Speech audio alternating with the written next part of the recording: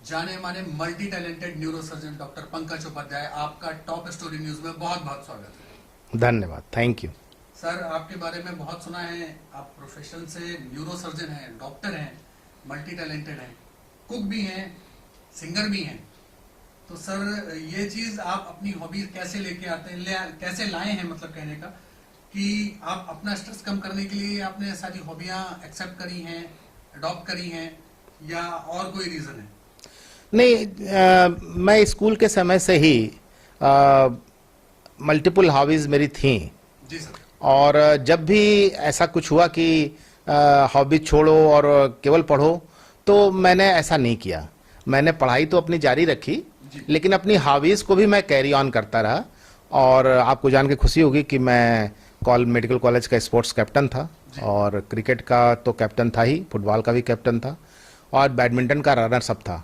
हमारे ट्रेंड किए हुए बहुत से लड़के नेशनल लेवल पे प्ले किया उन लोगों ने, और वो नेशनल लेवल मैनेजर वगैरह भी बने डिफरेंट टीम्स के।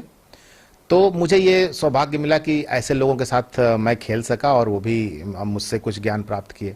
उसी तरह सिंगिंग भी हमारे बचपन से ही हमारा इंटरेस्ट था, और वो पढ़ाई भी हम करते रहे साथ में एज ए एक्स्ट्रा करिकुलर। हर मेडिकल कॉलेज या कॉलेज में हमेशा ही आप देखेंगे कि सोशल वीक्स होते हैं, तो हम लोग इसमें पार्टिसिपेट करते थे, उससे भागते नहीं थे। और जहाँ तक कुकिंग का सवाल है, वो भी होता क्या था कि बचपन में हमारे पेरेंट्स काफ़ी गर्मियों की छुट्टियों में 3-3, 4-4 महीनों के लिए अपने फार्म्स के केयर के लिए जाते थे, लेकिन हम लोग को नहीं ले जाते थे कि ये लोग पढ़ेंगे यहाँ पे। तो हम भाई बहन रहते थे घर में अकेले। उस वक्त इतना होटल और ऑनलाइन खाने का सिस्टम था नहीं, और बनाने वाले भी नहीं थे। बाई वही बर्तन तो साफ करती थी, लेकिन बनाने का सिस्टम नहीं था, और ना उनके बनाने से हम लोग खाते। तो हम लोगों का ये था कि हम लोग खुद ही बनाते थे, टाइम बांट के, कि एक आदमी सुबह बनाए, एक दोपहर, एक शाम। तो हम सब भाई बहन छोटा कम या ज़्यादा करके खाना बनाने में माहिर हो गए, कि अगर ऐसी कोई ज़रूरत पड़े तो हमें कोई ऐसी परेशानी नहीं होती।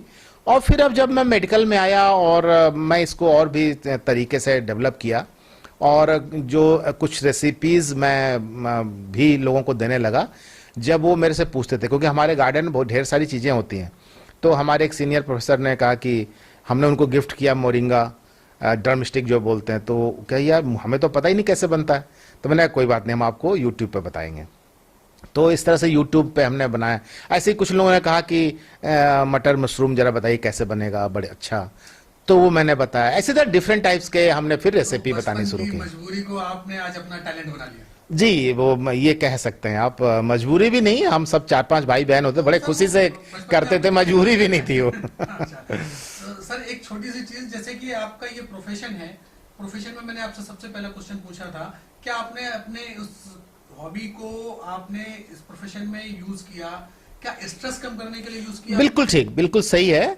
अब जैसे कि अब जो समय है ना, जब मैं न्यूरो सर्जन या सर्जन बन गया, तो स्पोर्ट्स करना, अपने आप को फिट रखना, फिट हो तो हिट हो, ये फंडा मैं लेके चलता हूं।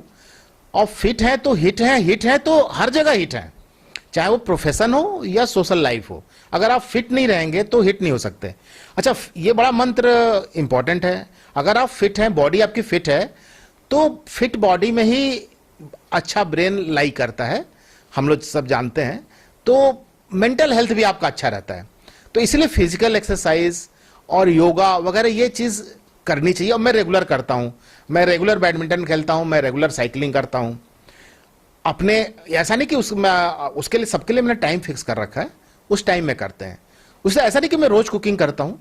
जब मेरा टाइम फ्री होता है, कोई मुझे कहता है कि अपनी तरफ से ये बताओ, कुकिंग में तो ऐसा ही कि जो मेरे पास डिमांड्स आते हैं वही मैं करता हूँ। सिंगिंग का भी ऐसा ही है। बहुत से लोगों ने मेरे से फरमाइशें करते हैं, हमारे परिवार के लोग, दोस्त मित्र, कि आप अच्छा गाते हैं, आपका गाना मुझे हमें अच्छा लगता है। तो हम उनकी फरमाइशों को पूरा करने के लिए एक रजिस्टर बना रखा है, और हम गाने लिखते जाते हैं, और 1 by 1 उसको पूरा करते हैं। और कभी कभी अपने पसंद का भी गाते हैं, ऐसा भी है। कभी ये आपने अपने गाने का टैलेंट अपने किसी पेशेंट में भी अप्लाई किया, और क्या ये जो आपने सिंगिंग हॉबी बताई है, इससे पेशेंट को कोई फायदा होता है? देखिए, अपनी सिंगिंग का तो हमने मरीजों पे कोई उपयोग नहीं किया।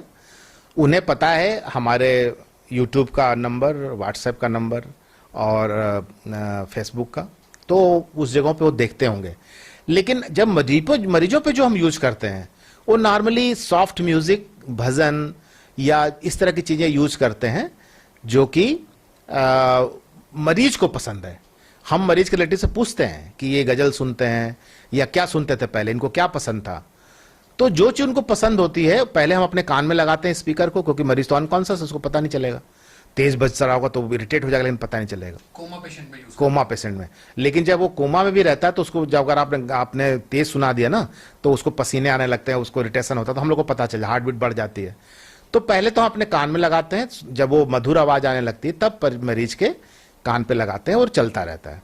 लेकिन ये भी हम ध्यान रखते हैं कि मरीज को प्रॉपर डाइट और रेस्ट भी मिलता रहे, तो वो बीच बीच में हटाया जाता है, डाइट देने के वक्त, खाना खिलाते वक्त, और सोने के टाइम पे हम इसको हटा देते हैं जो एक नॉर्मल मरीज के सोने का होता है, ताकि वो मरीज अनकॉन्शियस होते हुए भी उसका ब्रेन रेस्ट कर सके और वो सो सके। सर, आपने अपने सारे टैलेंट को मिक्स किया, अपने आप को रिलैक्स किया, पेशेंट्स को फायदा पहुंचाया। जी, मुझे भी फायदा होता है। जी, आपको भी फायदा होता है। तो सर, ये आपका जो मल्टी टैलेंट है, हम चाहते हैं आगे बढ़े, लोगों को फायदा होता रहे। सर, टॉप स्टोरी न्यूज से अपनी जानकारी साझा करने के लिए आपका बहुत बहुत धन्यवाद। धन्यवाद, शुक्रिया।